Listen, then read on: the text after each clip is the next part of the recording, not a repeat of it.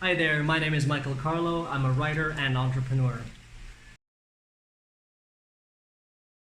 To stay creative during this quarantine, we've been recreating a lot of our favorite food finds from our travels, and with all these proprietary recipes being put out online and being shared, we've been taking on the challenge of a lot of these food hacks as well.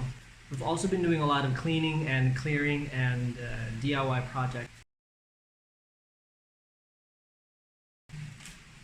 The first place we'll probably hit as soon as the ECQ is lifted is the nearest samgyeopsal restaurant.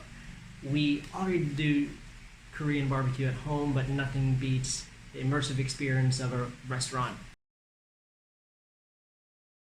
We didn't really panic buy anything. We had to consider what we needed, shelf life, available storage space, but we also stocked up on powdered milk, tin biscuits, canned goods for a possible lockdown scenario.